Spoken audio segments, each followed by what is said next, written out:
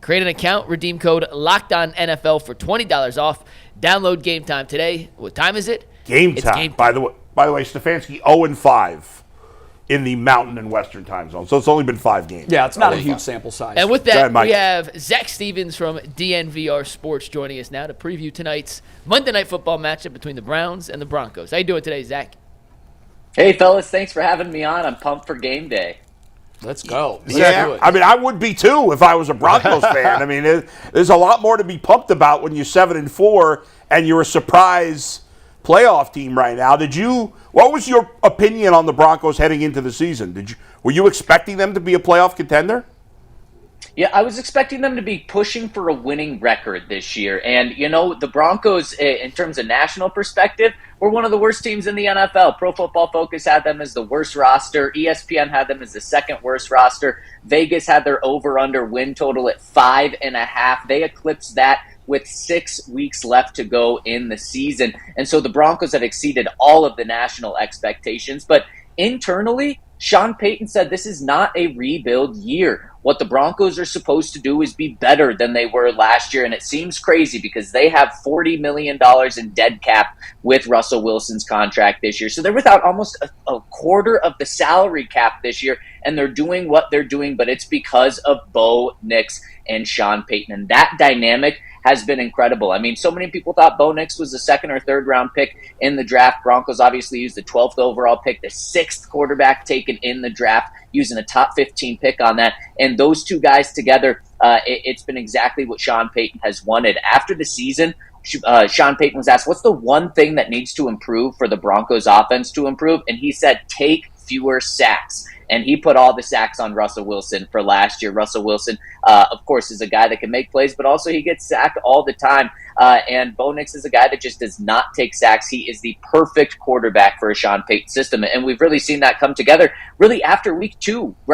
Bo Nix struggled the first 2 weeks of the season, 0 touchdowns, 4 interceptions. Since then, he's been arguably a top 10 quarterback in the NFL. What is it about him? It's got to be more than just not taking sacks. Why is he such a good fit for what Sean wants?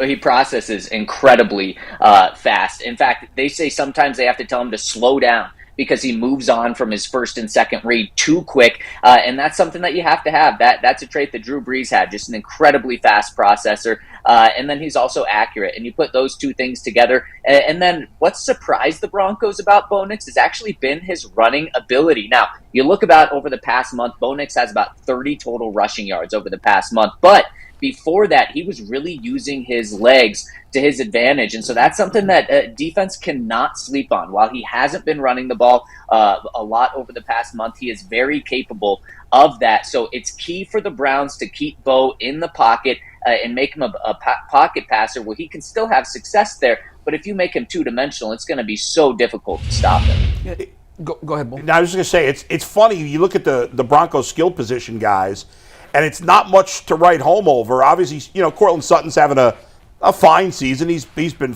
solid, but nobody else in the passing game has stood out. Their running game seems to be a bit of a mess from an outside perspective. Javonte Williams is a rookie. Looked like he was going to be a legit, big-time running back, and he's just, since that injury, he's just been nothing. So how has he done it with skill position players that don't appear to be that good?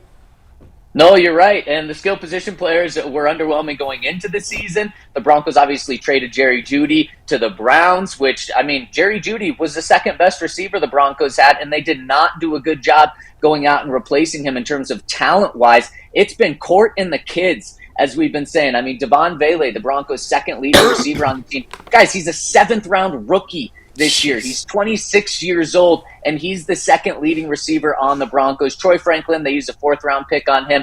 He's had flashes, but hasn't done much. Marvin Mims was supposed to really take that step up in Jerry Jeudy's place. He's just been a kick and a punt returner for the Broncos. You're talking about guys like Adam Troutman at tight end, Lucas Kroll at tight end, Nate Adkins.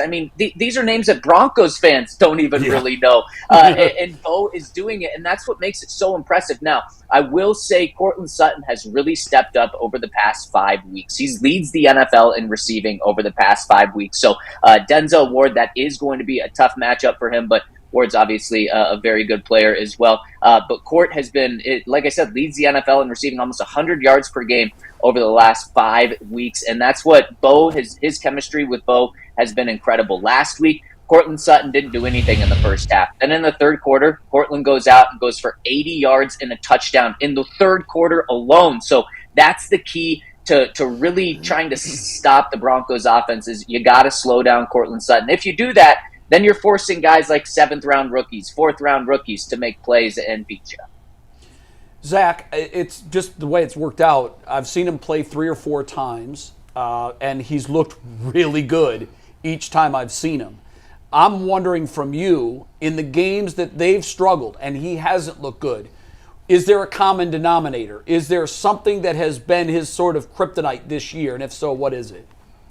Yeah, you got to get to him, and you got to bring him down. And that's something that Bo has really done a good job developing over the course of the season. Like I said, those first couple of games, he did struggle, and pressure was getting to him. And when pressure was getting to him, he was making bad decisions. Since those first couple of weeks, that poor decisions have not really been there. And last week, the Broncos went up against Max Crosby. And Max Crosby is a great player, but Max Crosby is an even better player when he plays against the Broncos. Going into last week, he had a 10-game sack streak against the Broncos, which is just insane. And Bo Nix broke that sack streak really by having great pocket presence. So I think a key to this game, probably as it is for every Browns game that you guys are in, is containing Myles Garrett for the Broncos. We saw what Myles Garrett did last week. 3 sacks in the first half was just insane. If Bo is able to neutralize Myles Garrett, keep him to 1 sack, then he should be okay here. But if Myles Garrett is able to get to Bo, that is the key to rattling him, because for a couple of months now, we really haven't seen Bo Nix be rattled. So that's the key, Myles Garrett. And the Broncos, statistically, according to a lot of stats, have the best pass-protecting offensive line. So that's going to be a great battle tonight.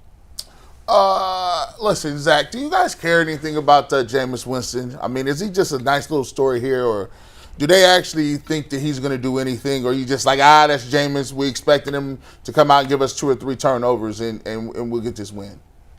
Well, I think that's the thing about Jameis, and you guys know it better than anyone. Jameis is either going to go out there and throw 3 picks or throw 3 touchdowns, and so you always have to be concerned when you're playing Jameis Winston, and no one knows that better than Sean Payton. And I think Sean Payton really likes Jameis Winston as a person. I think the inconsistency that you get with Jameis absolutely drove Sean Payton nuts.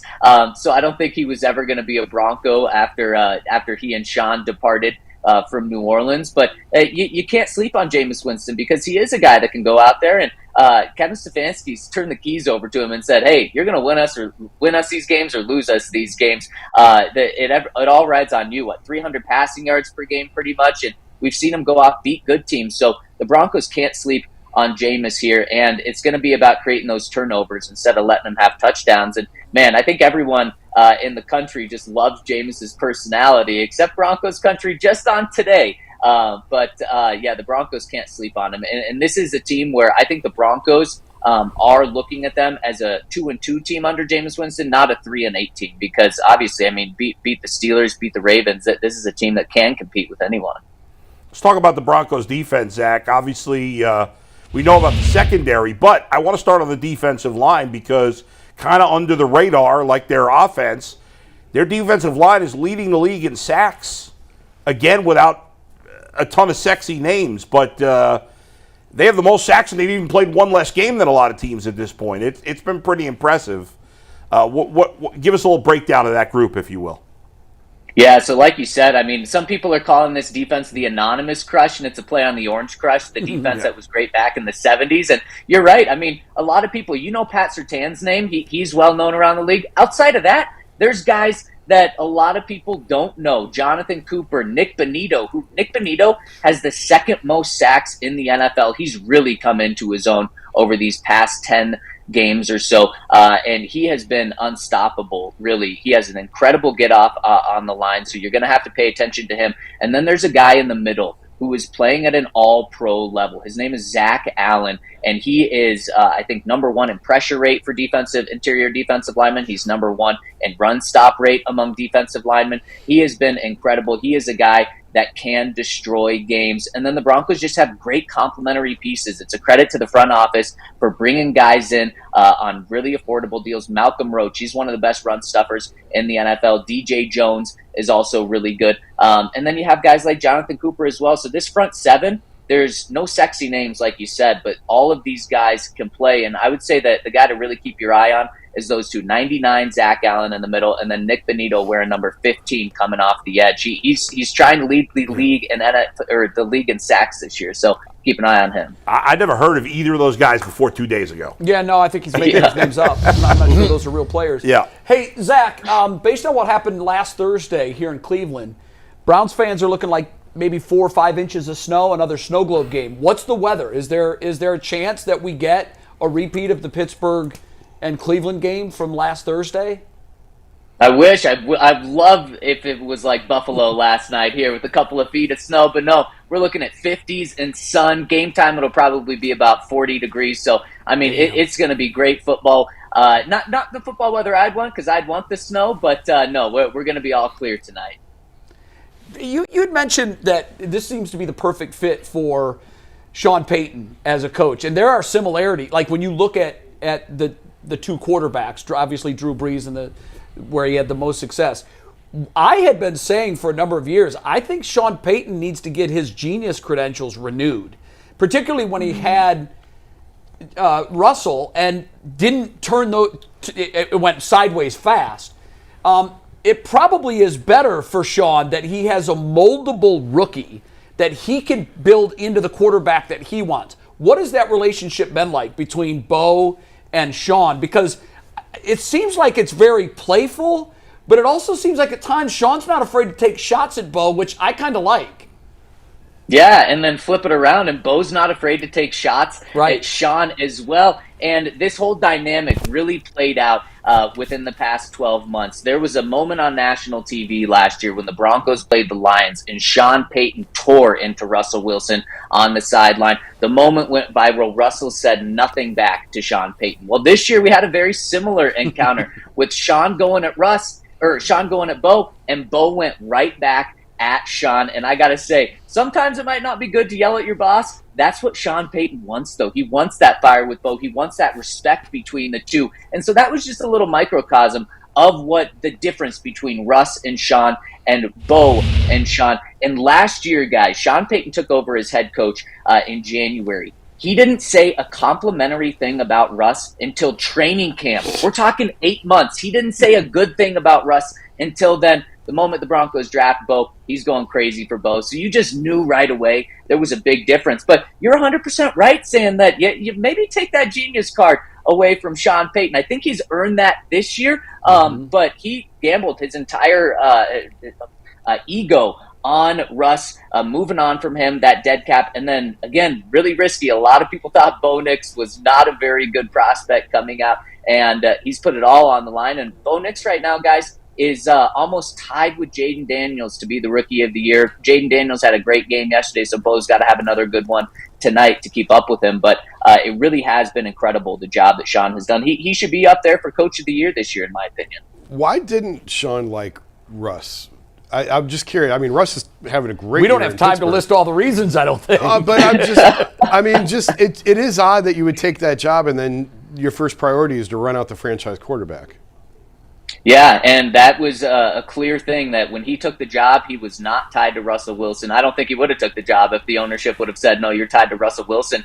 And what they got along fine as a working relationship, but not great. But when it came to on the field, the sacks drove Sean Payton crazy, and the unpredictability drove Sean Payton nuts. Look, Russell Wilson last year led the NFL in fourth quarter comebacks. But Sean didn't like that because it meant that the first 3 quarters, he had no idea what he was going to get until the fourth quarter. Some coaches are able to adjust and adapt to that and like it. Mike Tomlin, perfect fit for Russell Wilson. Mike Tomlin just wants to keep the game close and then let Russ go and win it in the fourth quarter. Sean doesn't want that. Sean wants to know that in the first quarter, I'm getting the exact same guy as I am in the fourth quarter, and that's what he gets with Bo Nix here. So that's what was fascinating about it was you're willing to take on $80 million of dead cap over the next 2 years because you really don't like this guy so much, and you really just don't mesh with him that well.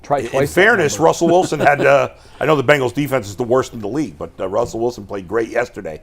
Last thing, Zach, I don't know how we saved this for the end, but this is the big Jeudy revenge game. We got to get into that. Yes. Will Patrick Surtain be on Jeudy because he is their number one receiver? And to be fair to Jeudy, he's played really well the last month with Jameis. It's been one of the best stretches of his career. As you know, the guy's been up and down his whole career, probably a little more down than up. The same thing here, but the last month he's playing well. So does anybody in Denver care about Jeudy? And will Surtain be on him the whole night? Yeah, so one of the things, this is Pat's 4th year in the NFL right now, and he has occasionally followed number ones, but he is doing it more this year than ever, and especially with a pretty big drop-off after Jerry on the Browns, I expect Pat to pretty much follow him the entire game, and I think that's really bad news for Jeudy. Pat Surtain has held number one receivers this year to 2 catches for 12 yards an entire game, so and he's gone up against teams number one, so I expect Pat to follow Jerry, and not only have they practiced against each other for years with the Broncos, this goes back to Alabama when they were both at Bama. So what a fun matchup. They both know each other really well. Like you said, Jerry has a great connection with Jameis, but Pat Surtain, in my opinion, is the best cornerback in the NFL. He's been making plays. I would expect him to potentially pick off Jameis Winston today if he tries to target Jerry too many times. So I expect this to be a really fun storyline throughout the game, especially with some words that Jerry has said going into this game. And I know Pat is looking forward to going up against it. Yeah, those are bulletin board quotes for sure. A lot of great storylines in this game. We're looking forward to it. So, Zach, before we let you go, we do something every week before the Browns games. We call it pre-written headlines. We make the prediction of the game in the form of a newspaper headline. So while I'm pontificating, I'll give you 10 seconds or so to think about your clever headline in the form of your prediction. What would your headline be, and who's your winner? Man, that's a great question. Something like, let's flip that Jeudy quote around on him. Something like Pat Surtain whips Jeudy's behind in this game, and the Broncos shut down the Browns. This should be a game where, again, I am a little worried about the Browns winning this game from a Broncos perspective because Jameis could go off for 3 touchdowns. I think with this defense, though, they're going to have a lot of success. They're going to get after Jameis, have him make some poor decisions, and I'm looking at 2 interceptions from Jameis today, and the Broncos kind of run away with this one heading into their bye week. All right, very good. Zach, thanks for joining us. Great insight. We appreciate it. Enjoy the game tonight.